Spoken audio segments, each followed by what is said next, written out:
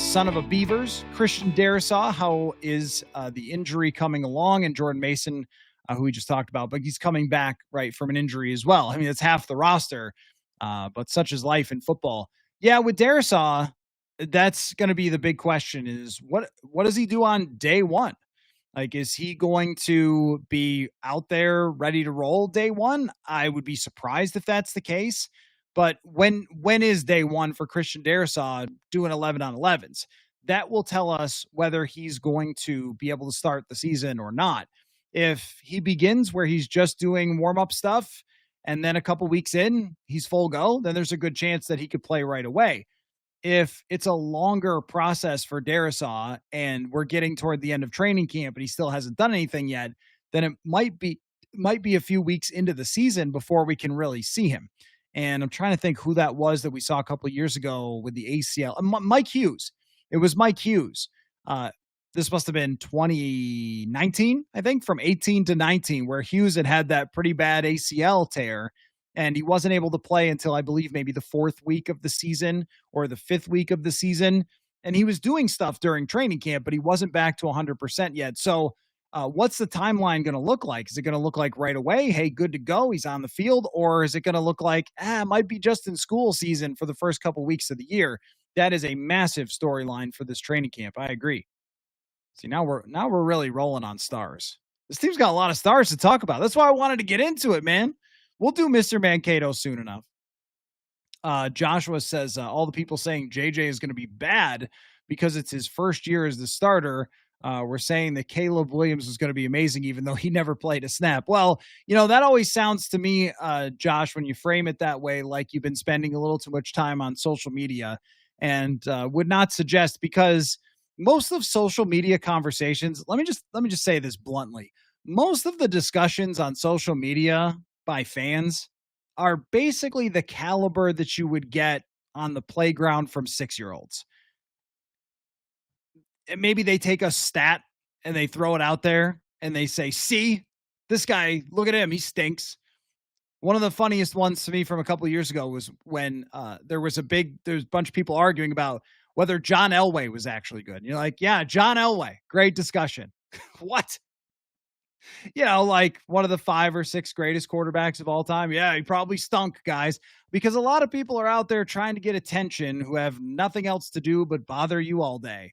So I don't know. Spending your time here for this discussion is probably a lot more useful than it is worrying about what Bears fans are saying about JJ McCarthy or what Vikings fans are saying about Caleb Williams, because we know that in that discussion, the truth is going to be determined really a lot this year, but the truth is definitely in the middle with both guys. Like, yeah, you should be concerned that JJ McCarthy hasn't played any football yet, because until he does, we don't really know. But there are a lot of signs that we saw from last year, and there's certainly a signal in the decision that they made to stick with him that tells us what the Vikings thought of JJ McCarthy last year, and they're the ones that know better than any of us. I've seen a lot of his practices, but I'm not in meetings with him like Kevin O'Connell and Josh McCown are, the people who are involved in making that decision to stick with him. So there's a lot of noise in that decision to let Sam Darnold go after he had such a great season last year. And they could have found ways to sign a Ryan Kelly, a Will Fries, maybe not everybody, but they could have signed a couple people and run back a 14-win team with Sam Darnold if they wanted to. Instead, they believed in McCarthy. But anybody who says he hasn't played yet, factually correct. He has not. And with Caleb Williams, if you say, yeah, I'm pretty concerned about the fact that he got sacked 68 times, didn't look like he had the resilience necessary to be a superstar quarterback, and I'm not sure he could see the field. Like, that's fair. But if someone else said they had a really bad system for him last year, their expectations for him were way too high for a rookie quarterback, and we've seen a lot of rookies struggle and then turn into great quarterbacks, well, those people would be correct too.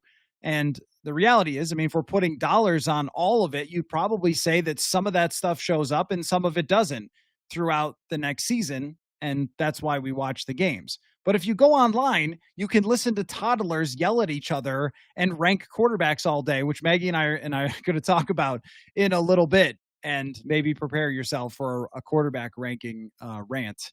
So Let's see. Son of a Beavers, can Byron Murphy repeat what he did last year? So, in terms of interceptions, that'd be hard to do because 6 is a lot. And when you think back on them, there's probably 3 at least that someone just threw right to him.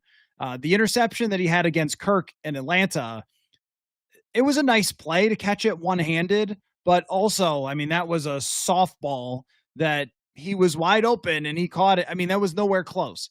There was one against the Rams that Matthew Stafford just kind of tossed up, and it was like catching a punt for Byron Murphy. What I think about him goes beyond as far as like why he's worth it and why he's important, goes a lot beyond just the interceptions. So when we're talking about like relating this to training camp, I think with Byron Murphy, there's 2 big storylines. I mean, number one is just how do things work with him in this. I don't want to call it a new leadership role because he was a big signing 2 years ago. But now when you get the big contract and they've talked about you as like the guy and all those sorts of things in the secondary, well, he's got to be the guy there. It's not other veterans like Stephon Gilmore, Shaq Griffin. It's up to him to take on that leadership role in the secondary. The other thing I want to see is, are we going to get a little more Byron Murphy nickel? Because that was implied by Kevin O'Connell during minicamp. And Byron Murphy has been a really good nickel in his career, and he's mixed and matched, but he hasn't played that as much as we thought he was going to when he first signed. So if Isaiah Rodgers and Mekhi Blackman, if they end up being really good, then we could see more of Byron Murphy in the nickel. And then that probably does push Josh Metellus back out to free safety because they want to be doing that, playing in that nickel. So he's not playing a big nickel position, which I think would be technically the right way to frame Josh Metellus. So are we looking at a little more dynamics all over the field on defense, including with Byron Murphy? But as far as the down to down, play to play, I think that we already know how good he is. He's not perfect. He's not going to give up a 0 quarterback rating into his coverage, but he's very good at understanding offenses, understanding tendencies, and changing coverages as part of their communication. Like he's really good in a lot of ways that are sustainable from year to year. Seldom Seen says Allen and Hargrave need to be talked about more. That pass rush could look completely different with their talent in the middle.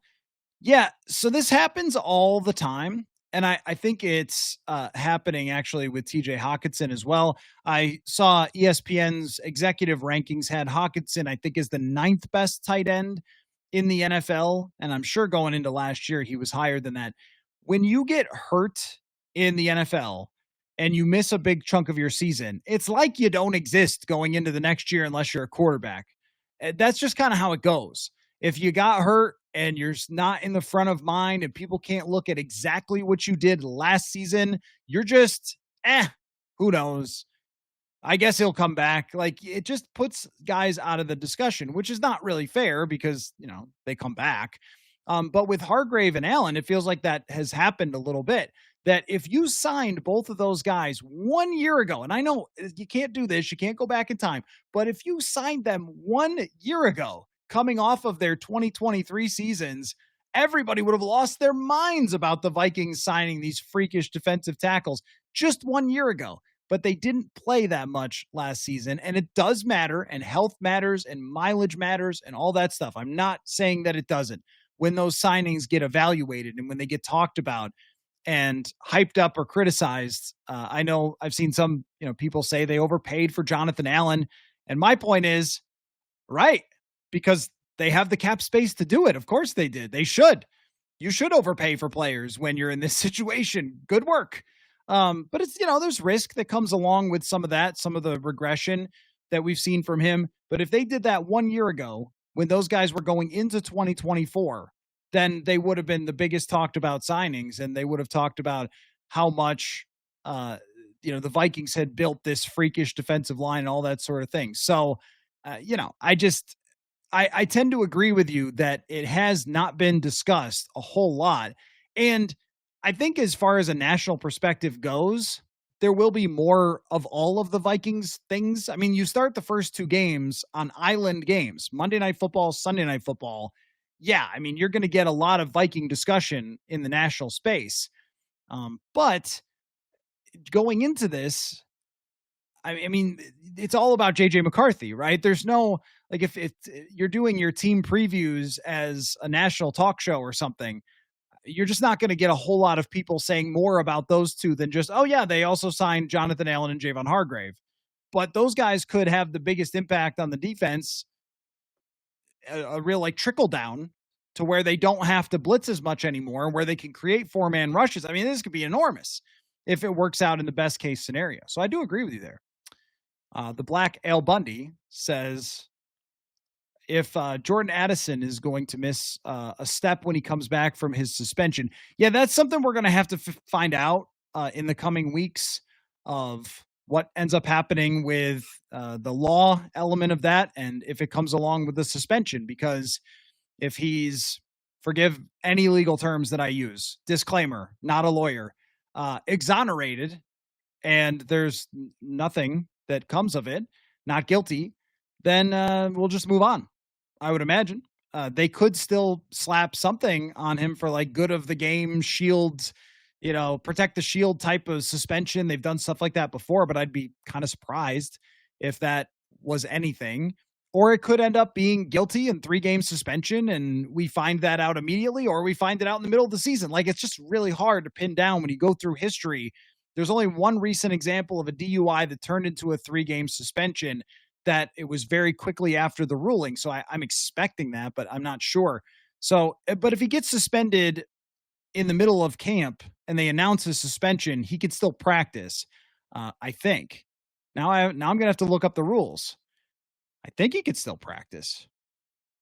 Yeah, I think he can. Because Michael Floyd practiced during training camp, and then he couldn't practice during the season when he was suspended for 4 games.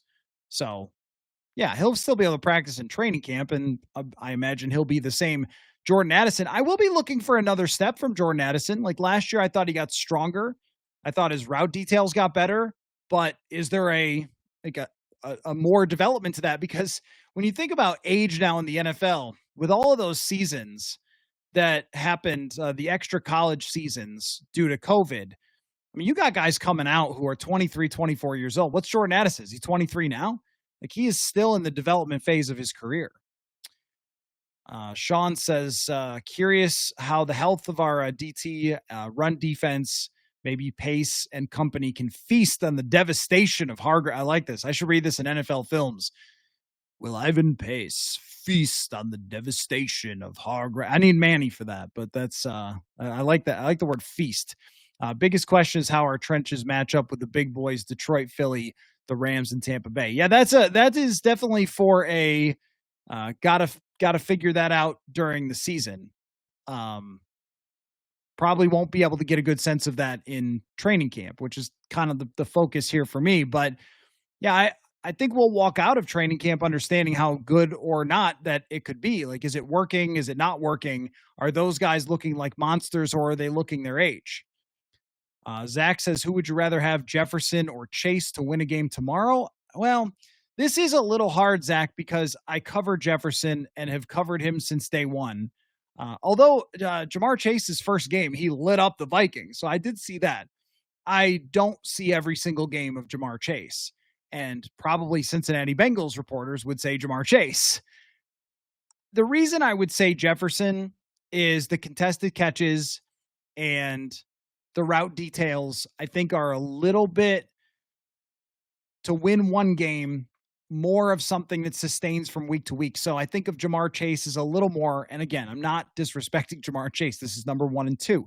It's a little bit more of like he has a game that's 225 yards, and then like the next game, it's not like that. Where if you look at Jefferson, there are some times where he doesn't have big games, and then Addison goes crazy or Hockenson goes crazy. But it's a little more sustainable from week to week, is just being a great route runner and catching the ball when you get 50-50 chances to do it. I think Jefferson has better hands than Jamar Chase, a better ability to, if you want to go deep into the scouting language, to high point the football. If the quarterback throws it up to him, he has maybe the best high point catch ever against the Buffalo Bills, considering that situation, the weather, everything else, to go up and bring it down. But I mean, you're talking about the 2 best receivers in the NFL. So, that's a hard one. That's a hard one to say. I mean, Chase is an absolute freak show with the ball in his hands. And as far as pure speed goes, I think Jamar Chase is the wide receiver version if Barry Sanders had played wide receiver. If Barry, like with his movement skill and his speed and his lightning quickness, if he had been a wide receiver, that's what it would have looked like. So I love watching that guy play football.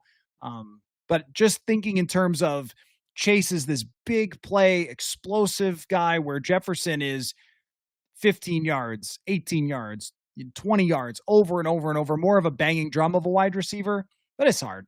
That's a hard one. Oops, and a bunch of numbers. Stephon Gilmore is still available. He could sign here. He could, yeah. They could bring him back if they have any issues. What I think they want to see with the secondary is just how it looks first. I think they want to see how it looks first and get a couple of weeks into training camp and then find out. Here's what I'm sure about with Stephon Gilmore. We are not going to see him in the month of July, and we probably will not see him sign with an NFL team until I'm going to go, the over-under would be like August 12th for Stephon Gilmore. I mean, the guy showed up at the last minute last year, was really good. He had a very good season. So, if I'm him, I'm thinking that worked for me last year. Why not do the same exact thing if he wants to play again? And by that point, we will know so much more about how everything works with the secondary. Is Blackman showing up? Does Isaiah Rodgers look like a rising star? Is there anybody who gets hurt? Because last year on the first day of camp, you get somebody hurt. So then that's how Stephon Gilmore ultimately ended up as a Minnesota Viking, because, Mekhi Blackman ended up tearing his ACL. I would say that's, probably going to be something that we have a feeling for when we get to the middle of August, where we've seen maybe a preseason game and we've seen some training camp. Then we will know about where they stand, and we'll know if Stephon Gilmore is an option. But as of right now, I don't think that he is. Ray says a little bit away from the stars here, but I'll let it slide, Ray. How do you see Blake Brandel being used? I think they could use him a little bit as a sixth offensive lineman if they want to, but he's going to be a swing guy. If they need somebody in the interior, left guard, right guard, he's going to play. But I don't think you're going to see anything more than that. Just as him being a backup to Donovan Jackson. If Jackson is struggling, though, and we see Brandel get some first-team reps, then you know that there's an issue. But aside from that, very good depth is the way I look at Blake Brandel.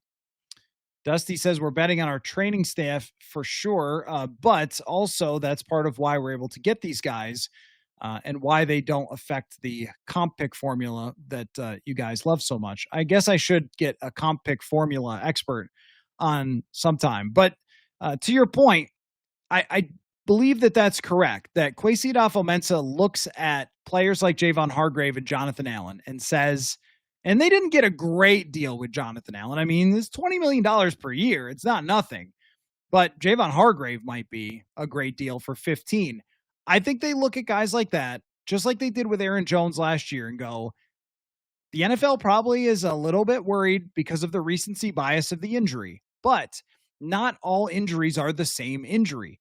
How does this generally, historically recover? Well, that's what the training staff should know with their data. And have guys who've had that injury, have they come back strong? Have they been all right? And you might be able to get a price on somebody that the injury historically is mostly fine when somebody comes back, but the NFL is a little bit worried to sign somebody who's been out recently. I think that is a little bit of a hack for sure. And we're starting to see enough of free agency to kind of get it with Kwesi Adofo-Mensah, like where he sees the edges. I think that when he first took over as the general manager, what a lot of people thought was he was going to do all this crazy stuff. Like just, oh my gosh, he's going to analytics hack the entire NFL. He's going to go nuts and do wild stuff, right? That's not really wild. It's sort of common sense of finding little edges, which is one. I think Isaiah Rodgers falls into the same category as a Blake Cashman, a Jonathan Grenard, like trying to catch a player on the upswing in free agency, or getting a guy that everybody else is kind of written off a little bit because of age or injury. And they have had this go wrong for them. Dean Lowry went wrong for them, and Marcus Davenport went wrong for them. So it's not perfect. It's not a perfect formula. But for a Stephon Gilmore, like think about Gilmore as a signing last year. He wasn't injured, but he was old as hell. But Gilmore, old as hell, is playing maybe 75% of the old Stephon Gilmore, but 100% of Stephon Gilmore is the MVP of the league. And if you look at like Jonathan Allen, 80% of Jonathan Allen at his peak is what, a top 25 defensive tackle? Well, is that worth, 20 million if he's healthy and all that? Like, yeah, it is. If he could get 40 pressures, 50 pressures, like what's that worth? Playing 700 snaps, that's worth a lot. It's not what he was in his peak where he is one of the best in the NFL, but even if he's 80% of that, it's still really good. And I think that's part of the theory. Seldom seen. Can Ivan Pace become a borderline Pro Bowler, or is he a future free agent casualty? I think that what Ivan Pace is a starting rotational player who is very, very good at knifing through the offensive line to make plays in the backfield on the run. I think he's hard to block for guys because he slams into them like a pinball. I think that he is hard to kind of identify because he's so small at times for offensive linemen. Like he gets an edge on you and he's going to win because he is so small. And he's also and I mean this in the most complimentary way, he's a psycho. Like he just has no fear and he plays 100% all the time. And he's got hair on fire and whatever other cliche you like. I mean, the guy's nuts in a really good linebacker-y kind of way. But I don't think that the physical tools are quite there to be talking about borderline Pro Bowler because when you look at usually with the linebackers, I mean, that he's the smallest linebacker in the entire NFL. He would have to be on the field a little bit more than I think is ideal for him and probably have to pick off a few passes and be really good in coverage because there's some really good linebackers in the NFL. And I think Blake Cashman is also really the driver. So if somebody's going to make the Pro Bowl as a linebacker, it's probably going to be Blake Cashman. But is he a useful and helpful weapon that they can have involved all the time? Like, yeah, absolutely.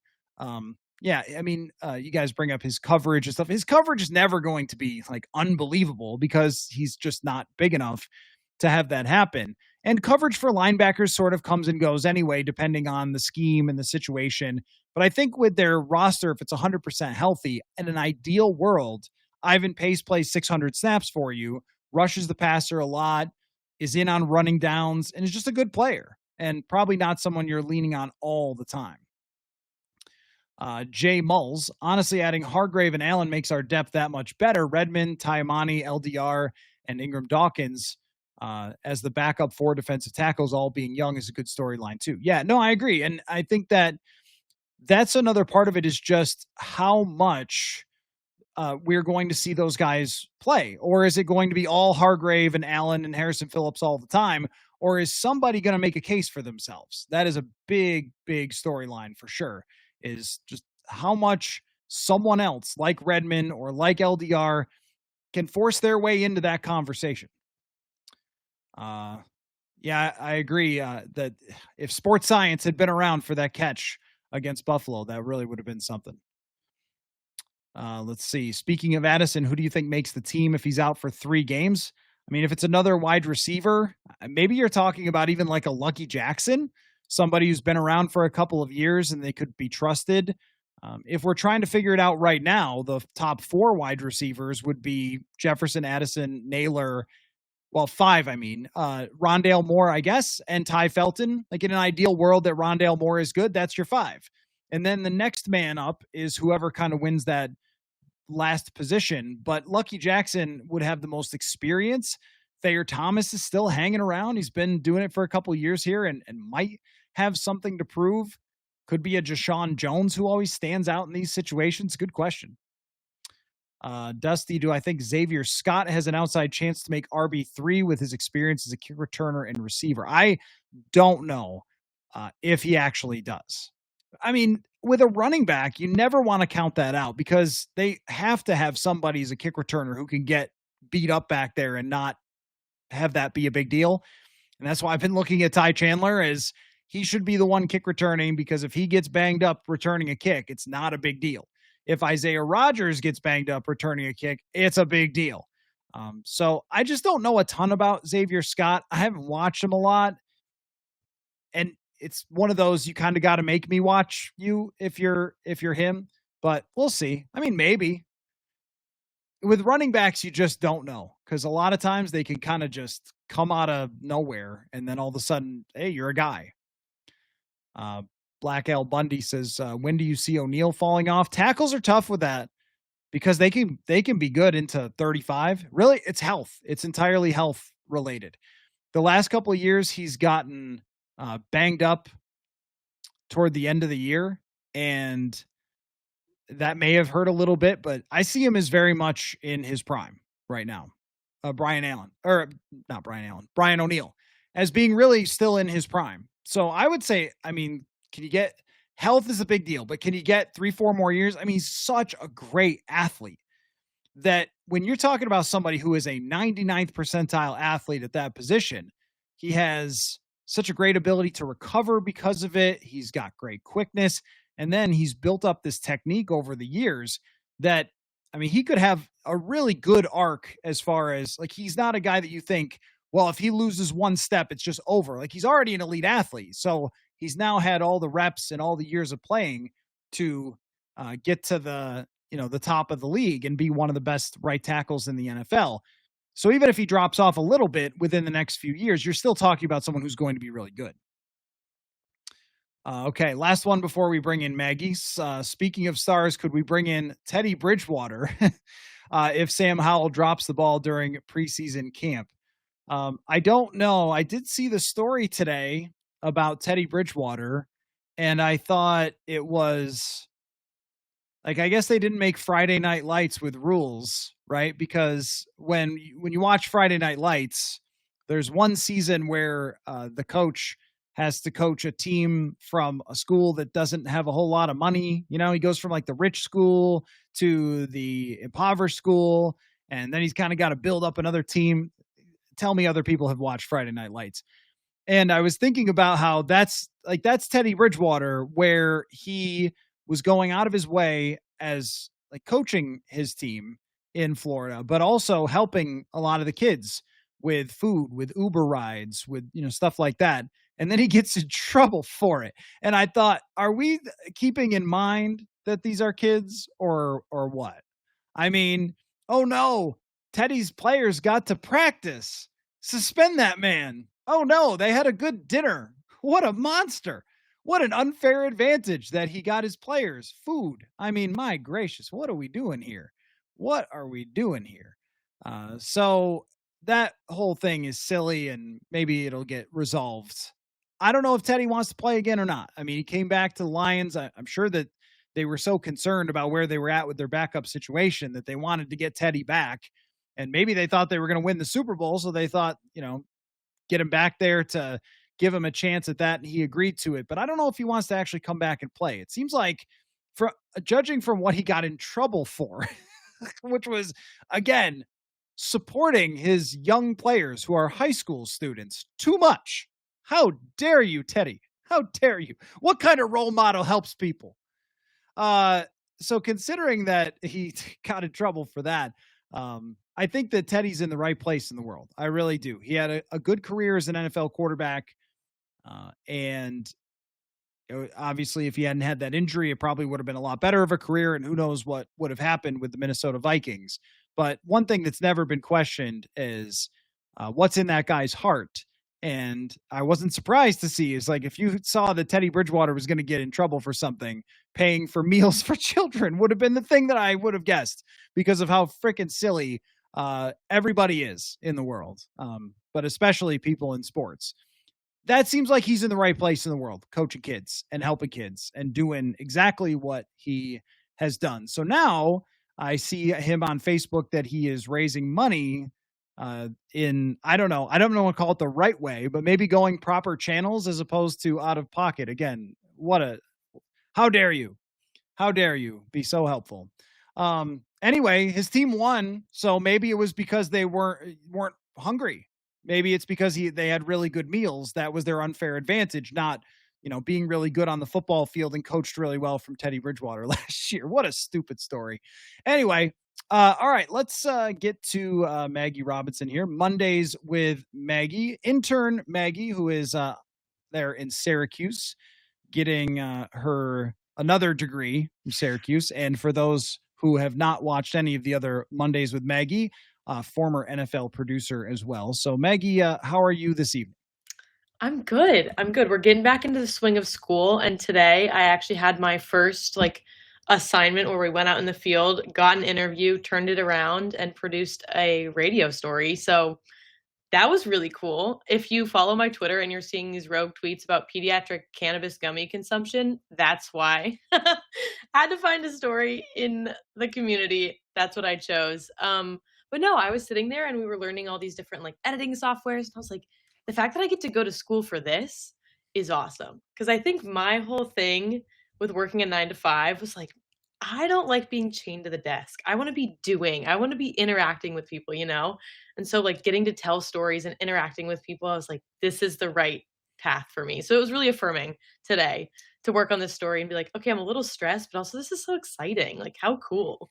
Well, that is my wife right now is calling Minnesota Lynx basketball in Chicago against the Sky. Someone give me the score.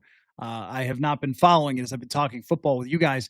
But she, for several years, did stuff exactly like that for WCCO radio, where she would go out and do stories and interview people. And sometimes that was a fire at 4 o'clock in the morning where she had to go interview, firefighters and families and things like that. And other times it was doing something about dogs or whatever. So there was a lot of stuff that she learned through doing that. So it's good experience. But did you say pediatric gummy something? Yeah, What is that? Can that be explained? this is wildly unrelated to football, and I'm going to take you on a slight tangent. But did you know? So we're in central New York. Yeah, I'm learning so much about the region. Central New York had one of the highest ER related cannabis calls, in the state of New York. They were just receiving so many cannabis related ER visits. And then I went to the New York State Poison Control, who gets phone calls from people who are like, oh my goodness, I don't know what to do. Let me call this free hotline before I go to the ER to figure it out. And they've seen since 2021 an increase in kids under the age of 5 eating edibles because they look like candy, and because unlicensed dispensaries can actually package these foods or these candy products to look almost exactly like a Warheads thing or like a gummy bear or like an Oreo. The packaging is mimicked almost word for word. And so little kids have no idea and don't know the difference, and then get super high and then have to go to the ER and call the poison control. So Okay, that makes more sense than what went through my head at first. I was like, wait, is this something that they are doing on purpose? But this is not a new holistic medicine. No. Okay. That's how I took it at first. I don't know if everybody else was thinking the same thing. I'm glad that we sorted that out. So if you are into that sort of thing, which judging by some of the comments, I think people are, I would say that I'm just joking with you guys, but I would just say they're a little PSA for the show from what you learned today is if you're going to do that, then make sure you box those things up along with any weapons that you own or any also alcohol. Make sure you got a cabinet that only you have the key. Absolutely. So there you go. Well, I'm glad you're learning on the job. What have you been thinking about in the National Football League? Well, the first thing I wanted to hit on is this Teddy Bridgewater talk. It's timely because Syracuse actually just got its first 5-star recruit since 2000 from Miami Northwestern. Calvin Russell was a wide receiver, coached under Teddy Bridgewater, currently still there as a senior, is coming here to play basketball and football. This is huge for the Syracuse program, not to make this about college sports, but obviously Teddy's doing something right and raising good kids and making sure they feel supported if they're getting opportunities like this to play Syracuse basketball and football. Well, did you know that Teddy sent a criminal to Syracuse because he probably took an Uber that Teddy paid for? I mean, what are we going to do if these kids get rides to practice and God food? forbid. I just, and look, the world, I feel gets crazier every single day when it comes to amateur sports. Like when you think about how nuts things like AAU basketball are. And I remember I saw some people talking about Anthony Edwards and was it LaMelo Ball? They could have taken the Wolves could have taken number 1 overall, or was it some other one? There's 2 of them, LaMelo and Lonzo. Okay, it was LaMelo, right? I'm very sharp on my Charlotte Bobcats basketball. So I know they're the Hornets, but the point just being that like LaMelo's knees are totally shot. And I think some of the reason is because he just got run into the ground as a youth, whereas Anthony Edwards played football and wasn't really that kind of high school athlete that was just being like drilled into the ground by playing basketball all year round and stuff like that. And I think about that all the time with athletes of just how much we put on them and how much pressure you put on them as kids. And now when I see high school AAU highlight reels and stuff getting tweeted by everybody and all this stuff. How about this? The other day, there was a 5-star long snapper that got signed by Auburn. I was like, 5-star long snapper? But that is very true because they have now all these camps and stuff where you could start when you're like 13 years old doing long snapping. Like we have professionalized all of this stuff. And with professionalizing it becomes making it even crazier. And then college football has the revenue sharing that's going to go on, which it's all going to go to football, of course. And the other sports are just going to, continue to exist the way that they have the NIL stuff. It's all crazy. So when I saw that story today with Teddy, my thought was, yeah, why not? Sure, why not? Let's penalize Teddy for helping his kids who will probably not be NFL players, more likely than not. Maybe this kid will be, but more likely than not, they will just go on to live their lives and have it be a much better experience to have played football for Teddy Bridgewater because of the things that he did for them. And again, outraged. How dare you? So what a weird story, but cool for Syracuse. Good for them. Yeah, awesome for us. We are in a really weird era of college sports and commercialization. This is a whole other podcast at this point, but I have so many thoughts on what we're doing. I feel like we're losing the intrinsic joy of playing a sport to play a sport, not to get weird and like hoity-toity about it, but like the feeling of just going out there with your boys to have a good time and do the sport you love is getting lost in $1 million NIL valuations, deals, advertisements, sponsorships. They're 15. What are we doing committing them to a school when they're 21? We don't even know what they haven't hit puberty yet. This kid's voice hasn't dropped. Like, what do you want him to do? I don't know. The whole thing too with the way that social media impacts athletes. I remember there was a quote from Adam Silver that has stuck in my brain for NFL players and pretty much anybody who plays college sports or is in any way in any shred of limelight. Is Adam Silver said these guys are having all sorts of success. They're winning. They're making millions of dollars. They're getting shoe deals. And a lot of them are miserable all the time because every second of their day is people on social media telling them that they're terrible and they're garbage. And that's what I was saying earlier about like the JJ McCarthy and Caleb Williams.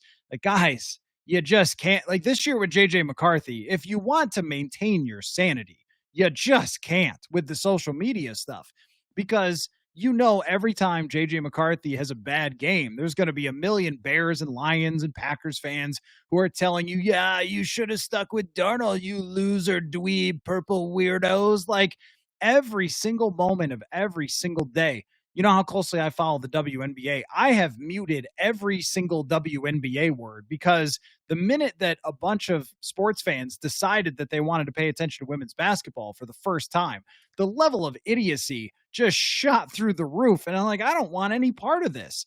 And I think a lot of people exist online to get engagement through just bothering everyone else. And that includes athletes. Like I see Durant dunking on idiots on Twitter all the time. And you're like, Kevin, I get it. That's fun to do.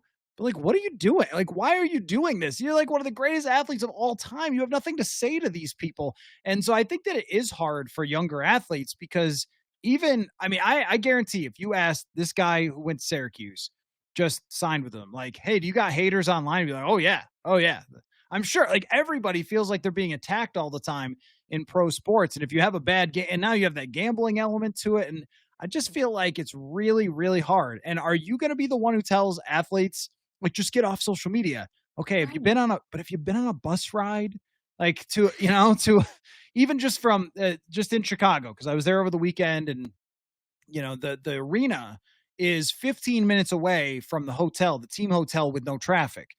I walked 3 miles because there was no way I was getting caught in that traffic. Yeah, you did. What are those players doing? Oh yeah, well, in good enough shape to walk a couple miles, but I mean, like, what else are you doing? Are you not? You're not going to look at your phone. You're not going to look at social media. So I feel for young athletes who come up having to deal with a totally different level of scrutiny. And if you want to tie that to JJ McCarthy, look at quarterbacks. And this can actually connect to our next conversation. It's just nonstop. People ranking you, people going after you, people making it so as if the quarterback ranking they think is a ring. If you name somebody a higher quarterback than somebody else, it's really a universe that I think has gotten much more difficult to deal with for younger athletes than it ever was before. Yeah, that noise is so loud and just overwhelmingly negative, to be honest. Or you have one good game. I think what would be hard for me in this would be maintaining a steady equilibrium and not letting the highs get too high and the lows get too low. Because otherwise, emotionally, you are just jumping all over the place. But to bring this back in, to bring us all together, NFL released its top 10 quarterbacks of 2024, looking ahead to the 2025 season. And again, we can both acknowledge here as adults that quarterback lists in the offseason are incredibly meaningless. They don't stand for anything. They are a bunch of people's opinions formulated into a list via the help of maybe an Excel doc and some formulas. Cool. That being said, I'm going to go through them and we're going to chat, starting with number 1. Okay, hold on. Just to clarify, this is ESPN's list put together by Jeremy Fowler that is from interviews with executives in the NFL. So yes, it's not the Mike Sando list, which is something similar, but I think has a longer history to it, but kind of a copycat of that. Nonetheless, these are the opinions of people in the National Football League, and then he puts them together of where they would rank these guys, and that's how they get the list. Okay, go ahead. Yeah, no, that's a key detail. And I would just like to say, I don't know if that makes it more reputable or less reputable in my opinion, because it's almost just like increasing the list of people you get opinions from, Well, and it also could be, I mean, there's definitely biases with that. I mean, there's maybe when you're reading somebody who's a journalist that's supposed to be putting it together with the data and the numbers and unbiased versus on this list, spoiler, somebody had Lamar Jackson as the 6th best quarterback in the NFL. I frickin' promise you, Lamar Jackson's not the 6th best quarterback in the NFL.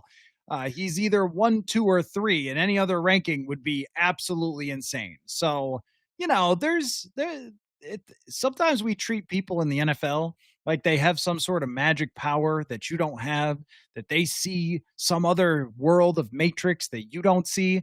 In my experience, that's not really the case. Like, of course, I worked at the NFL. I can guarantee you that's not the case. Well, I'm thinking about even just from a front office perspective, like there are dopes wherever you guys work, and there's dopes who work in front offices. Certainly Kevin O'Connell knows more about football with X's and O's and everything else than you, but it's all people who are just watching the same games that you are. And a lot of the opinions are the same as anybody else that you would sample from outside of football. So with all those caveats, please, the list. Let's go. Let's get into it. Number 1, Patrick Mahomes. Here's the deal. I want to hate this guy. I'll just come out and say it. I really do. It pains me to say this, but I do think he fits somewhere into the top 3 of this list. Do I agree with having him number 1? I don't think so. And the reason I don't think so is that last season I don't know. Maybe it's because it didn't end well. The Super Bowl, it totally fell apart on them. I understand that he's a generational talent. I am fully locked in on that. I think he's phenomenal, and he makes these plays that are just unfathomable. And like I was saying earlier, he is someone who still has that intrinsic, like, childlike joy when he plays. I think he and Lamar Jackson are 2 guys who still have it, where they're just slinging the rock. Like, they're making throws that, they're so relaxed. They're playing out there in the back with their boys. So for that, I agree having him top 3. Do I agree with having him number 1? That's where it gets a little sticky for me. Well, so the hard thing about Patrick Mahomes is that there's no doubt who the best quarterback of the last decade is. It is Patrick Mahomes. There's not even a discussion there to be had. And it is also kind of funny where you're like, they didn't play that well in the Super Bowl. It's like the Super Bowl. Like they still, even without his best statistical year, they still landed in the Super Bowl. But I Mhm. also think that we have measures to figure some of this stuff out. And when we look at the most valuable quarterbacks of last year, and you can make some of the excuses of, hey, his number one wide receiver got hurt pretty early in the season, and he's dealing with like Xavier Worthy as a young guy as being his top wide receiver. That's pretty difficult. His offensive line fell apart to where they're playing a guard, a tackle, like all that stuff matters. That if you could still reach the Super Bowl with all that happening to you, you are the best. But Lamar Jackson and Josh Allen had better seasons last year. And I think that if we were doing an all-team draft, we all still pick Patrick Mahomes because he gets teams to the Super Bowl year in and year out. But I don't think you're doing it unanimously if you had 100 people in a room making a vote for who the quarterback was going to be for the first overall pick in an all-player draft. I think there's a lot of argument for Lamar Jackson or Josh Allen. QB wins is a complicated thing, but when Mahomes goes to the Super Bowl time and time and time again, there's definitely something beyond just, oh, well, he's a regular quarterback. He's not. He's an alien. But I think that those three all have their case. And last year, Allen and Jackson were better. So I think it's a little bit more of a reputation. And hey, the Bills tight end dropped that one ball in the fourth quarter that if he catches it, Josh, I guarantee you, if he catches it, the Bills go to the Super Bowl, they get smashed by the Eagles, that Josh Allen is the number one quarterback on this list, which is not really how it should be done. But there is something to be said for the way that these kind of are made, and I think public perception and the way the media talks about players feeds into this as well. Josh Allen was coincidentally number 2 on this list, and yeah, I think all things considered, this man should probably be number 1. I think I have him 1. I think I have Jackson 2, and then I have Mahomes 3. That's my top 3. But I mean, the guy won MVP at the NFL honors. He led the Bills to a 13 regular season wins, despite, as you were saying, having no top wide receiver. That was clear. Led the NFL in QBR ratings, did well under pressure. This guy's amassed everything except for the final game. He is knocking on the door, and he is so close. And as you're saying, that's the one thing I think holding him back and making the public perceive him as less than he is. When in reality, it's just one game standing in between him and that title. Kind of reminds me of, okay, this is going to throw it back. Let me see if I can come up with something more recent. Like LeBron James. Like when LeBron James was at the peak of his powers, it did not matter who else played in the Eastern Conference. And I know the LeBron haters will say the conference was down or whatever when he was there. One of the reasons it was down is he kept beating them all the time. And whoever the second best player in the Eastern Conference was next to LeBron, who cares? Because he just won everything for a really long time. And I forget what his streak was of years in a row in the NBA Finals. Of course, I was thinking a little more along the lines of Jordan and how many great players got left behind in that discussion and didn't get rings. Like right now, that would be a Josh Allen with Patrick Mahomes. If Mahomes isn't in Kansas City, if Alex Smith had remained their quarterback through this run, Josh Allen has been to 4 Super Bowls by this time. I mean, he's really been that good. And I don't know the Bills have been as good of a team overall as Kansas City has been in a lot of those seasons. They probably were last year, but in a lot of those seasons, Allen, to me, the freakish thing about him that would make me pick him in a single game over everybody else except for Mahomes is the fact that he never takes sacks. It's absolutely crazy. I think he lost like 60 yards to sacks last year, and Sam Darnold lost 250 yards to sacks. It's nuts.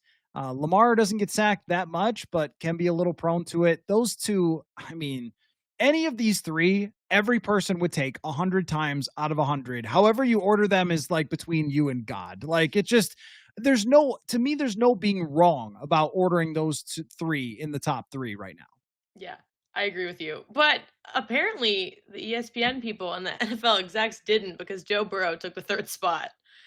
Joe Burrow, listen, I'm going to say some things and you're allowed to have your thoughts. I think, okay, here, let's set the stage.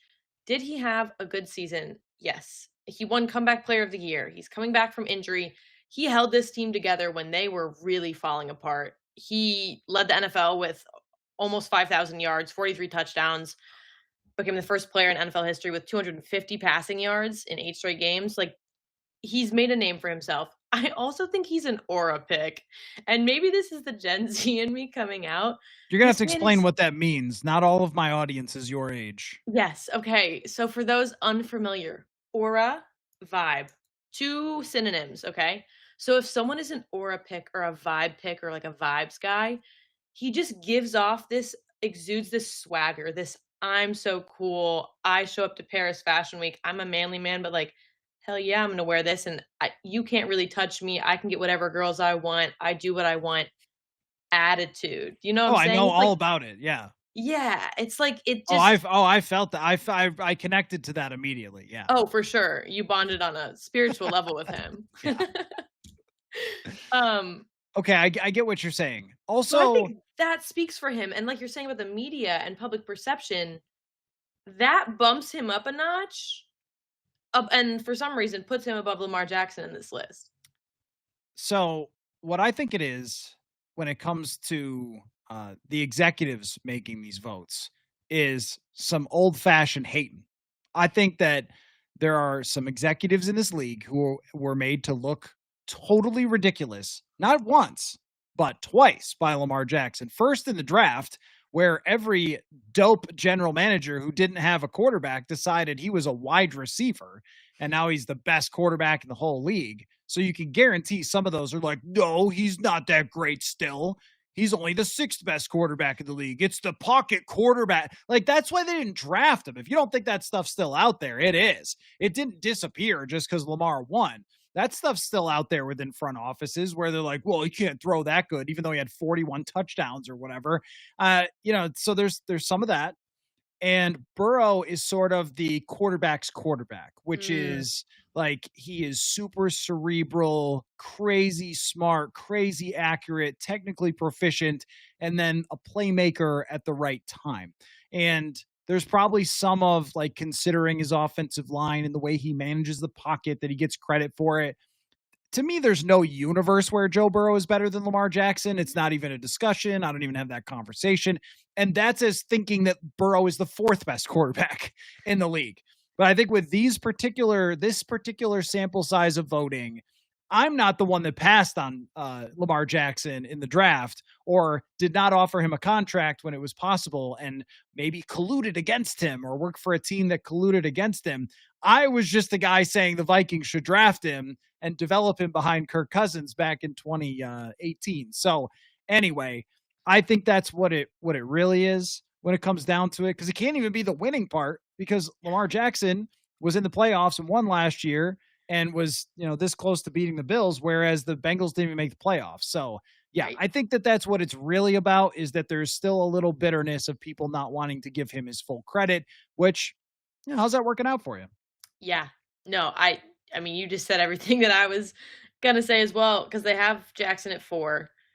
I mean, I hate to keep harping on all these soft skills when obviously this is about football, but I do think it comes down to this personality and perception piece. Lamar Jackson is not a very vocal leader. He's Yep. not super quotable. Let's be honest. He's not like the best, most well spoken guy when it comes to press conferences. He's not giving you the great sound bites. He lays low in the media. We don't know that much about his personal life. We know that Joe Burrow's house was robbed and that he has a really pretty girlfriend who was Sports Illustrated supermodel. Like, you know? No, I totally agree. I think that Lamar, in fact, I had heard that after the draft because the OG of OG listeners that go back to the 1500 ESPN days will remember how I was very committed to the Vikings need to draft Lamar Jackson thing. And I've had bad takes along the way, but that was a good one. And, one of the things that I had heard was, yeah, well, if you talk to him, you'll sort of see that he's not a very good leader or he's not very outspoken. He's sort of quiet.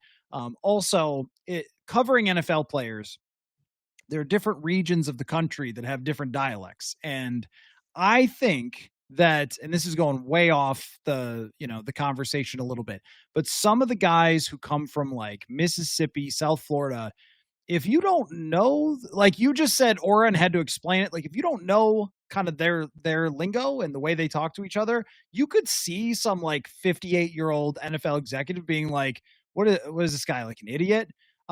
Because he's not understanding fully the way that he communicates because he's from a different part of the country. And there are biases involved in that. And I suggested to somebody who works for a team, like, you should really just take transcripts and read them so your biases of talking to the player are not showing and you can reread what they said to you as opposed to your feeling and perception. But that's getting too deep in the weeds. The point just being that I think a lot of people in the NFL made a judgment about Lamar Jackson, about like him being more soft spoken and him, his athleticism, and they decided that, running quarterbacks were not going to work out, and they all passed on the draft, and they're still unhappy about it. So anyway, who is number 5? Number 5, this is a shocker to me. This one felt like it came out of left field. It's Jayden Daniels. And here's the deal. I'm not saying he had a bad season by any means. He was rated PFF Rookie of the Year. Guy had a standout season, led the Commanders to the first NFC East Conference Championship in God knows how many years. But he's a rookie. He just had one season. To put him on the top 10 quarterbacks for the next season after one standout year with nothing else to back it up other than a college career, that feels like we're pulling at straws here that don't technically exist, in the same way that I think we overhyped up Caleb Williams coming into the NFL. I fear that we're doing that with Jayden Daniels going into his sophomore season. Dusty brings up Xavier Legette, who's I was thinking that the funniest person. He's talking about, like, he is so in the South Woods that he's talking about like catching squirrels and roasting them or something on a campfire.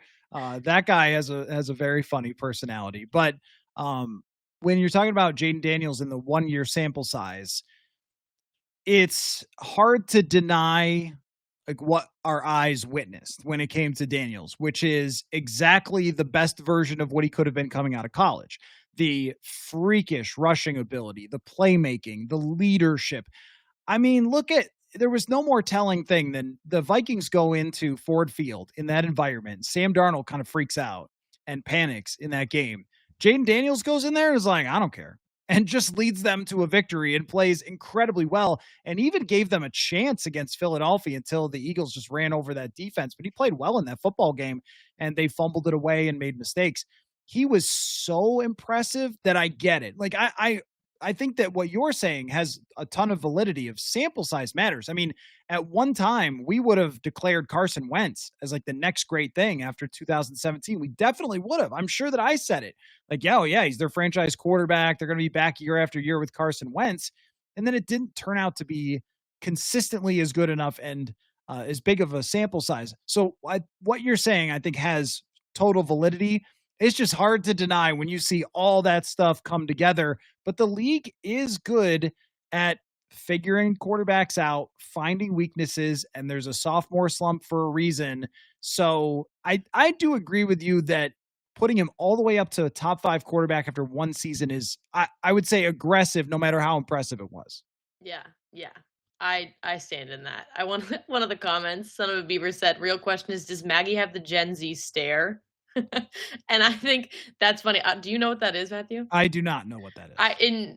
Maybe I'm wrong, Son of Beavers, but I think the Gen Z stare is people of my generation have, due to COVID, lost the social skills and the ability to actually like hold a fully engaged eye contact when having a conversation. So sometimes they'll just kind of stare through you and just give you like a blank look.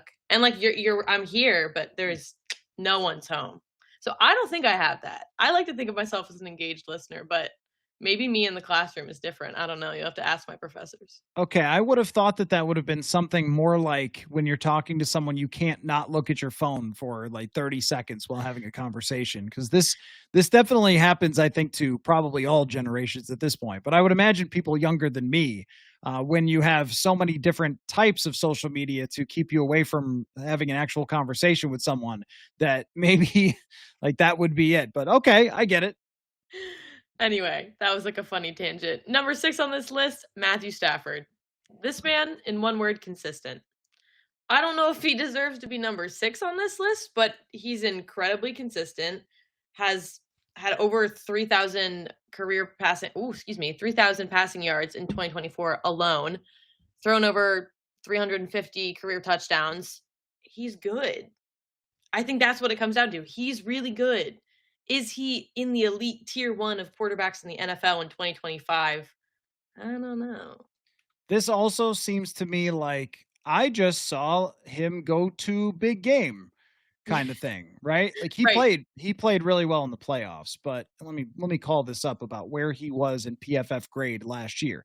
And this is no disrespect to Matthew Stafford. I think I probably myself underrated him at times in his career, but let's see. Stafford was 19th by PFF grade last year in the regular season. Now, that's probably not enough because I would have Matthew Stafford higher than that. He was missing Puka Nacua.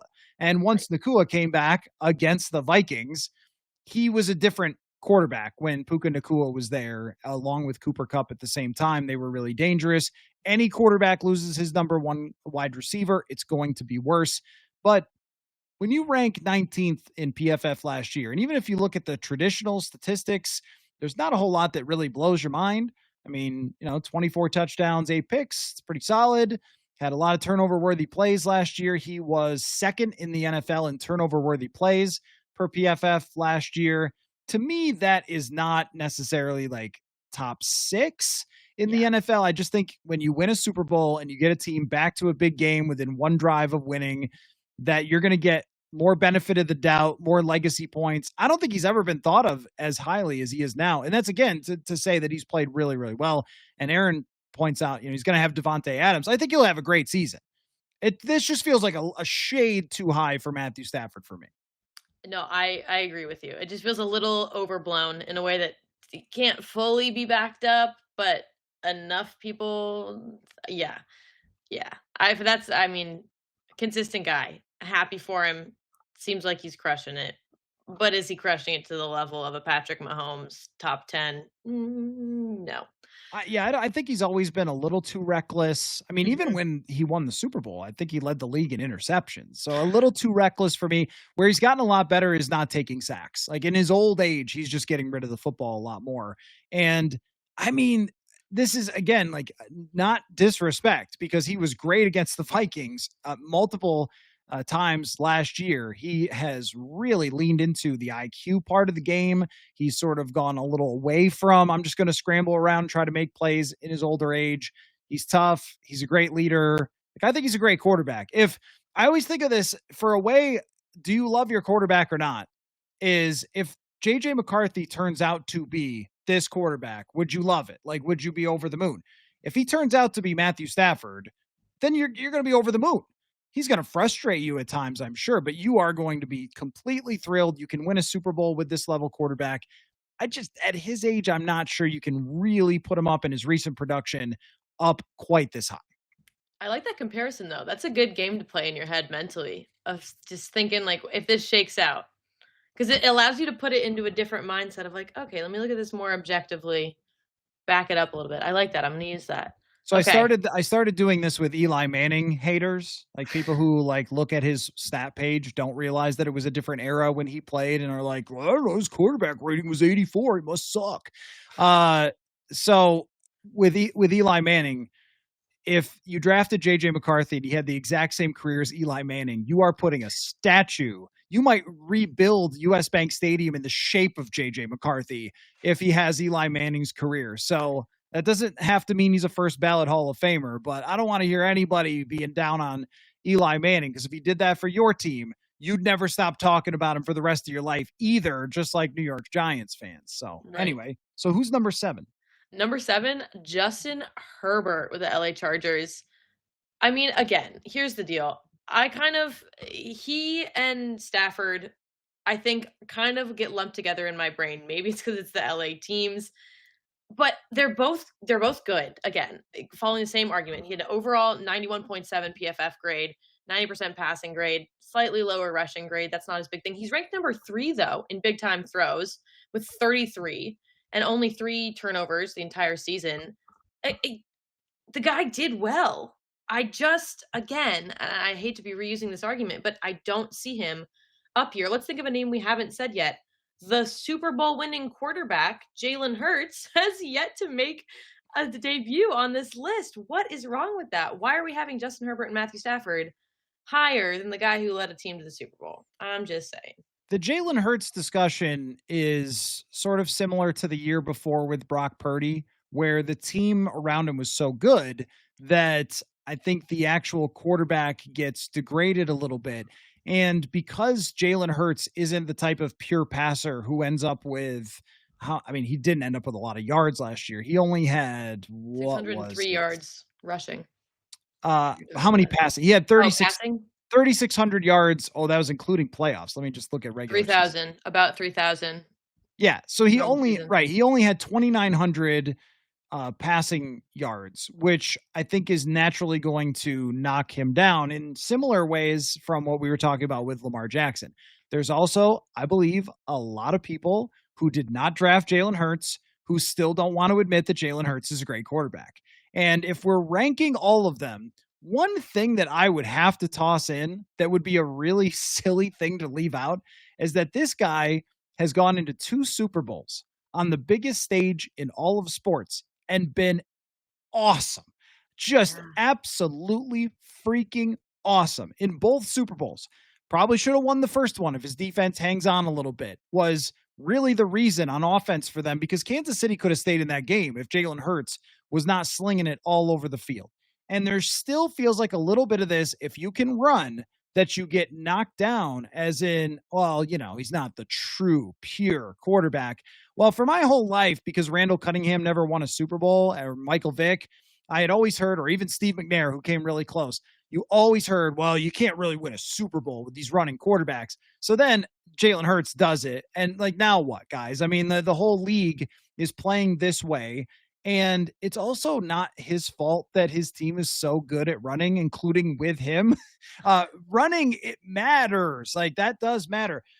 Now, I think if you were talking about in a world where, this is my issue with quarterback rankings, because they're all sort of done in a vacuum of who would you draft if you could draft them all today? I think that's how everyone takes the thing. But that's not how any of this actually works. Jalen Hurts plays for a real football team that is trying to win real football games, and there ain't anybody better than him at running what they run to win football games, which does include a tush push. But how didn't work for Josh Allen in the biggest moment. And how many quarterbacks have put on a performance like that in a Super Bowl that threw the ball over the field and put it up for their guys that could throw downfield and can scramble and can be a part of a running game? Not that many, right? And the same sort of thing goes for if JJ McCarthy turned into Jalen Hurts and went to 2 Super Bowls and won one of them. And if you're a Philadelphia Eagles fan and people like this on these lists are like, you only got the 9th best quarterback, you're like, I only got one more ring than you do, loser. Right. I would say this is going to be a thing we go through next year when all these people rank JJ McCarthy. And it's like, well, the Vikings go to the Super Bowl. Who gives a crap who ranked who where? You don't play games in a vacuum. You don't play games for quarterback rankings. It matters. I wrote this a couple of years ago where I got frustrated in July and wrote this rant about how you should rank Jalen Hurts as an elite quarterback because he's going to play elite football and have an elite offensive line and offense, and they're going to rank in the top 5 in offense. I've gone through the same thing with Jared Goff. It's like, well, yeah, but he's not as this or that as somebody else. That's not the game we play. The game we play is in context with a team. Oh, well, McCarthy's not that great. He just throws to Jefferson all the time. Oh, no, put him in jail. Right. What's so wrong with that? Every quarterback who's ever been great is like this. Kurt Warner's in the Hall of Fame. You think he gets there without Isaac Bruce and Torrey Holt? I mean, how about Joe Montana, largely considered the best quarterback of all time? I don't know. That Jerry Rice guy may have helped. I don't know. Why do we penalize guys in these rankings for that? And I'm not sure that I'd put him, Herbert's a hard discussion because they're so different.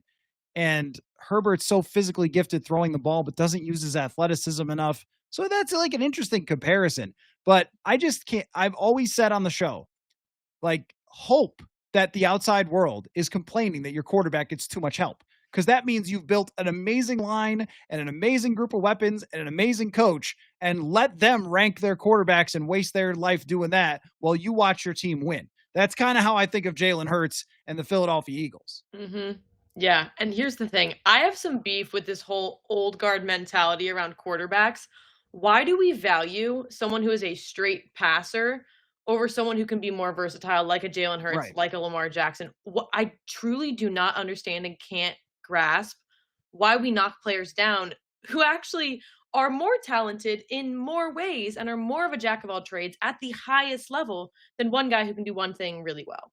Right. I What mean, is that that's yeah. degraded in people's minds? Well, and the other thing is too, and this is a discussion about McCarthy and my thought that McCarthy's going to have to use his wheels because the way that the NFL plays defense right now, having that running quarterback, look at this list. Even this list that's not even a great list, but like it's not a perfect list, but look at it. Look who's here. Mahomes, Allen, even Burrow is a playmaker for sure. Not as much of a runner, but Jackson and Hurts is here and Daniels is here. I mean, having that edge when opposing teams are so good at creating pressure and confusion is probably the most frustrating thing for a defense. And if you can line up your quarterback in the shotgun and just run him over the left side for 10, 12, 15 yards, who wants to play against that? That sounds like a nightmare, especially when they have that O-line. Now, yes, if you stripped away all of that stuff, is he and you gave him B- across the board, offensive lineman, weapons, running back, is he as good as Justin Herbert in a 7-on-7 or something? Like probably not at just purely throwing the ball. But again, that's not the game. You play to win the game, which sometimes means running the football for a first down, which Justin Herbert kind of doesn't ever want to do. And I think that costs them games at the end of the day. So I don't know. But look, I think Herbert's great. I think he's really great. It just sort of frustrates me when we take away from really successful players and guys who put up big numbers because, like, how dare you have a good offensive line? Like, I don't know, man. What's he supposed to do? All right, everybody get out. I'm going to play the next 4 weeks with an average offensive line just to prove that I'm really that good. Like, is that what you want him to do? And then the article writers can come back to me and then we'll have a chat. And then I can exist in this bubble of quarterback, whatever. Right. Well, he should have done something better and won more than the Super Bowl, I guess, according to these people. But he still gets a top 10. He still gets a top 10. So, in between, though, shockingly enough, just one more knock on Jalen Hurts. In between Justin Herbert and Jalen Hurts, Jared Goff. Okay. I think this is a solid spot for Jared Goff. Do I think Hurts needs to be below him? No, but that's not the argument I'm trying to make. I think 8th on this list, 8 out of 10, is a great place for Jared Goff coming out of last season. Again, his team was phenomenal. They played so well. PFF ranked him 16th out of all quarterbacks of last season. He had an 81.8 grade. He ranked 4th in the NFL for passing touchdowns. Threw 12 interceptions. That's not awesome. But I think this feels like maybe the most accurate grading on this whole list is Jared Goff at number 8. Yeah, one of the things that's really hard for PFF grade with Jared Goff, and always kind of has been, is that his number one talent, in my opinion, is picking apart where the football is supposed to go. And he often will throw to wide open receivers. He'll throw to his running back, Jahmyr Gibbs, out of the backfield. He'll throw to St. Brown underneath. He'll throw to, oh, look, nobody covered Jamison Williams on this play. And he finds him 20 yards, 30 yards, 40 yards down the field because he's really, really good at identifying where the football is supposed to go, executing the offense, throwing on time. And PFF grades are pushed up by big time throws, which often means throws into tight coverage, deep bombs down the field that just go over somebody's fingertips. I don't think that that's really Goff's strong point, is making these like Stafford, wow, that's an unbelievable throw into traffic. But that consistency and that banging drum that's just not exciting or interesting, and you're not watching it on TV just wowed. He's never part of the if Mahomes did it meme, kind of thing. Like that's never Jared Goff. But I've always respected the heck out of Jared Goff's ability to execute an offense. And we talked about Joe Montana, but it's the same kind of thing. I'm not saying he's Joe Montana, but it's the same kind of idea where like it's not always the wow stuff that gets so much done. I mean, look at the way he played against the Vikings last year in their first matchup. The biggest play of the game is a swing pass, but the swing pass won him the game because he correctly identified that the Vikings hadn't covered it correctly. And he just like, okay, that's where the ball's supposed to go. So I'm sort of glad that Goff is getting the attention here. He has weaknesses. And I think that the same goes for Hurts, where he clearly has some weaknesses as well. Hurts didn't play the same when he got banged up and couldn't run as much. Naturally, he wouldn't. And Jared Goff, I mean, we could pull it up here over Jared Goff's career. under pressure. I brought this up on someone else's podcast the other day, and their fans got mad. But so let me look at the actual numbers from last year, or for his career with Jared Goff. Like when he gets pressured, he's not escaping it. He's not running away from it. And he was 13th among starters in PFF grade under pressure last year, which I think was one of his better years. And that's just mediocre. So he has historically been a pretty average or below average pressured quarterback. I was trying to go back a few years, but PFF's not loading. So the point is that like these guys, Stafford, Herbert, Goff, Hurts, like they all are not perfect. And a lot of them, like Goff and Hurts, they need a great supporting cast. It's not going to be Josh Allen, who you could probably put a UFL team up with him and he would still win like 9 games. So there's a clear like line of demarcation. So give me who is 10th, and then I have a question for you. 10th is Baker Mayfield, and I have a funny story really quickly. I guess all the NFL execs were on the Baker train because our scheduling team, we would always laugh about it when we'd be like, why are the Bucs in another primetime game? Like, what are we doing? And the team would be like, oh, we're on the Baker train, like full faith in Baker. So, I mean, yes, he had a great season last year, and he's had his adversity with changing coaches around him and things shifting. He was third over in all quarterbacks with passing yards, second in passing touchdowns, led him to an NFC South title. It's the NFC South, so like, but still, a win's a win. Give the guys flowers. This one I also can understand, on this list. I think Goff and Mayfield. Wow, why did that just zoom in so much?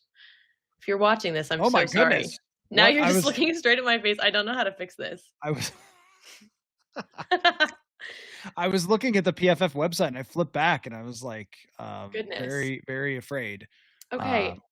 I think that the camera that you have has this thing where if you move your hand in certain ways, it like zooms in. So yeah. I don't know the hand thing to show it to not move in. So, okay, well, this is fine. Baker is Baker's a fine selection based on last year. And that's kind of where the Stafford, are we going on last year? Are we going on next year? Or what are we doing here exactly? Because Mayfield was phenomenal last year, 41 touchdowns, 16 picks is kind of a lot, but they leaned on him heavily. He ran the football. He played really, really well.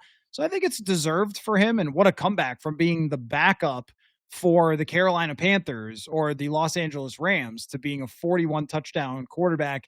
I don't know if he's going to be able to do it again because the Carolina Panthers had a historically bad defense that he tore up a couple times. I mean, I think that it might get a little bit tougher with the NFC South. Atlanta was a horrible defensive team, so I'm not so sure he'll do it again. The real question here is kind of who would you have put in there instead? CJ Stroud getting dropped out of the top 10 might be a little unfair for just one season. Jordan Love is very fringe when it comes to this. Agreed. I think Brock Purdy getting dropped out of it, even though he played really well and their team fell off a lot, but still, like I get it. My vote. Yeah, I get it though. Like he didn't play as well as he did when they went to the Super Bowl, and Baker had a great season. So you're kind of like splitting hairs when you're talking about that. The question is, when they do this next year, when Jeremy Fowler goes through his top 10 and he asks a bunch of executives in the offseason at the owners' meetings and so forth, is he going to include JJ McCarthy in next year's top 10? Do we think what do you think the odds of that happening will be? Here's the deal. If we're thinking about us just projecting what we think JJ McCarthy can do, I think if he makes the top 10 list, and this is like if he's included in this, I see him being somewhere in the 7 to 10 range because I think a lot of people, execs, writers, media, are going to discount him for this being his first year. Unless he has an insane Jaden Daniels-esque year, I don't see a repeat of a rookie, quote unquote, coming into this list. I just don't think that's how it's going to be. So I think if he's in, he's a low pick, but that means he's leading them to a conference championship. He's taken this team far. He's staying healthy. That's my thought. I guess I'm trying to think about what type of stat line he would have to have in order to make the top 10 on this list. because he definitely will get penalized for having a really great supporting cast. And similar to the Teddy Bridgewater discussion, like, how dare you? How dare you have a good line and coach and receivers? But what would he have to do? Because Bo Nix doesn't make this list after having his first season with a pretty darn good stat line, 29 touchdowns, 12 picks, got his team to the playoffs. He was 17th by PFF, and that wasn't quite enough. Nix did have some ups and downs, had a really strong finish to the season.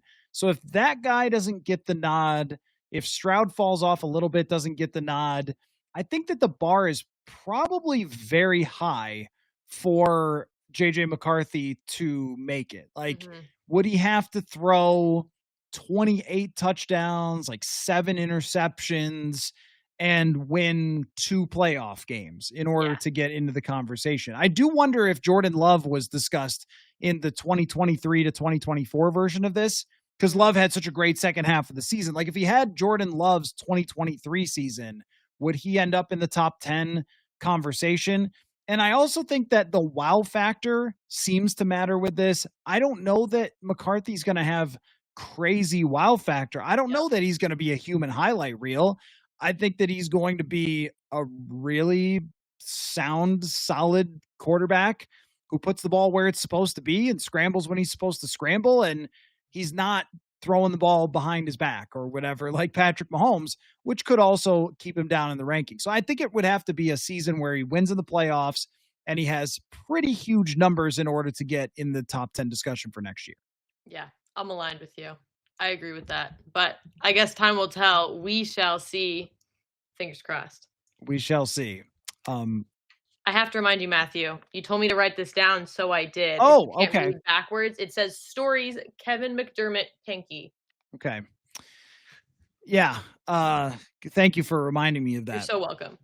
So I did tell you how a long snapper caused the Minneapolis Miracle, right? Yes. Okay. We've gone over that one. Okay. So this was the same long snapper that got hurt, not the long snapper that filled in Jeff Overbaugh and screwed up. This was the long snapper who had been with them for several years and was a very solid long snapper, very likable, guy in the locker room and all that. So in 2018, they went out to Los Angeles to play the Rams. Now, if you're squeamish, I may have to stop this story because it gets pretty gnarly. So they go out to play the Rams in a pretty big game for them. They had a loss to Buffalo when Buffalo was just starting with Josh Allen. They were really terrible, so they kind of needed this big win going out Thursday Night Football against the Rams. And the game is crazy. It's Goff ends up with a perfect quarterback rating against a defense that finished, I think, in the top 5. I mean, it was this shootout back and forth. And early in the game, Kevin McDermott got his pinky caught in someone's face mask and ripped off. Like, the end of it was ripped off. And so the other part of this story is that Kirk Cousins didn't know this happened, and their backup was Trevor Siemian was their backup, kind of a bounce around guy who's been on a bunch of different teams. And Kirk was telling us this story about how Trevor Siemian came up to him and was like, man, what a football game. We're going back and forth. We got our long snapper's finger getting ripped off. And Kirk was like, what's that last part? Like, we got a what now? Like, because he didn't know what happened. So then I don't even remember who came in to be the snapper for the rest of the game, but it was one of the most grotesque injuries that I have ever heard of in my entire life. I have a few questions here. So the pinky gets caught. Okay, I'm trying to envision this, even though I don't want to. Is it sitting in the face mask or is it on the ground? Ooh. Did we pick it up off the field? I actually have no idea. It didn't rip off his whole pinky. It was just kind of like the tip, but still, I mean, it's pretty gnarly. I don't actually know what came of it, if it got stuck in the mask or if it ended up on the ground. Either way, that is disgusting. But there is another part of the story that leads somewhere funny. Which is that, so McDermott, I mean, his career was pretty much over. Like, you're a long snapper, you can't lose part of your pinky.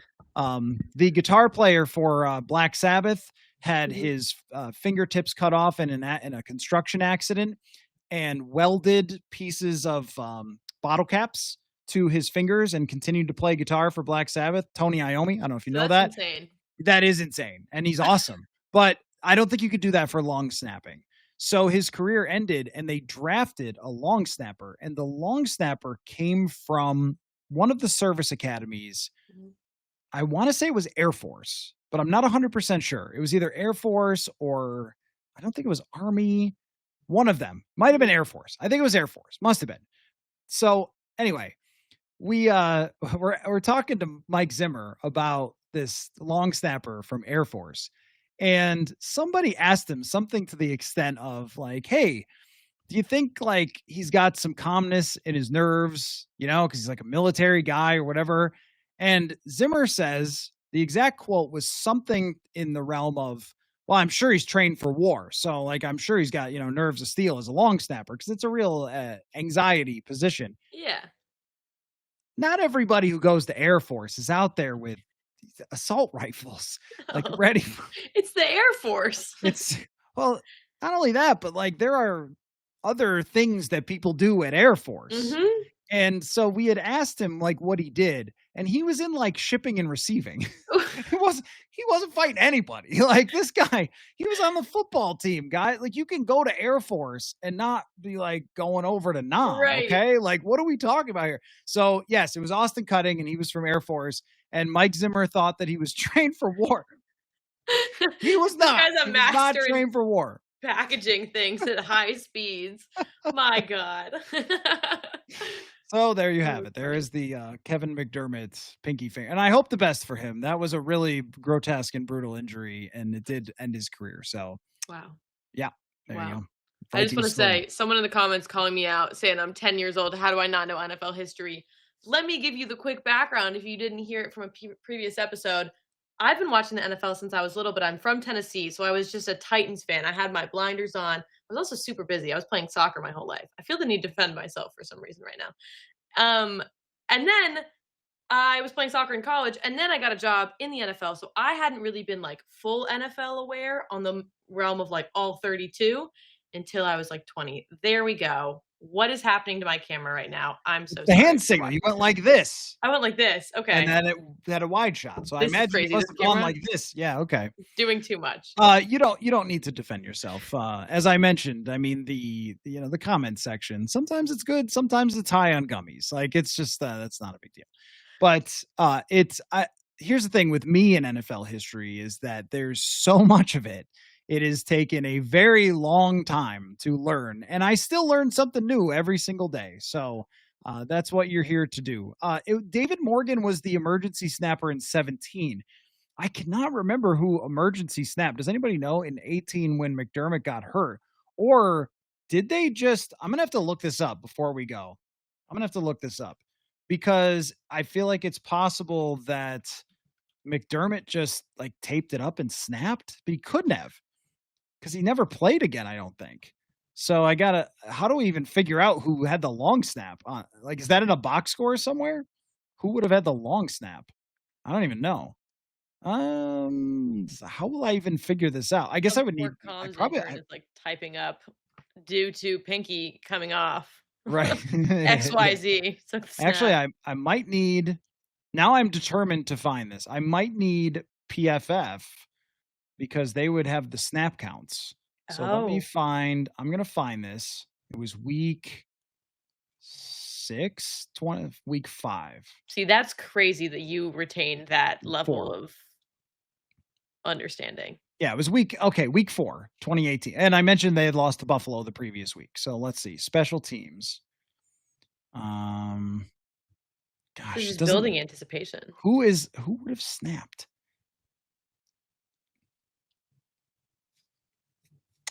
I'm not sure that they even have the stat for who actually snapped it. Who would it have been? Eric Wilson? I actually do not know. If anybody knows the answer to this question, please tell me. If you're listening, go to work. This is your homework for the week. Oh, no, it was David Morgan. He was still on the team in 18. Okay. David Morgan was like a blocking tight end. So he would have snapped it. Yeah. So I've got it right here. He had one snap on a punt and one snap on a field goal. So those must have been the situation. So there you go. The more you know. Yeah. Dusty, yes, last week I did tell the story about the protester hanging from the roof. It was 2016. Yeah, that did happen. Anyway, well, this has gone plenty off the rails, as it usually does by the end of the show. Mondays with Maggie, we do it every single Monday around 8 Central. And then Maggie has to go back to her homework at Syracuse, which is still weird for like almost a grown-up. So anyway, well, I hope things are continuing to go well there and that you're learning something new every day. And we are only probably 2 shows away from you going through training camp headlines and being able to gather a lot, because your job has mostly been ranking stuff and then we yell about it. But that will change very soon. So thank you so much for your time, Maggie. Of course. Thank you, guys. This was fun. I'll see you later. And as always, football, baby. Ooh, football. All right. Well, you heard her. Football. We're closing in on the beginning of training camp, and I'm excited. So we'll continue to do training camp storylines. I'm going to be in and out over the next few days. There's only a couple days left for me until we get to actually training camp practices. So I'm trying to take as much advantage of that as I can. But a couple more great guests to come. Ted Wynn from The Athletic.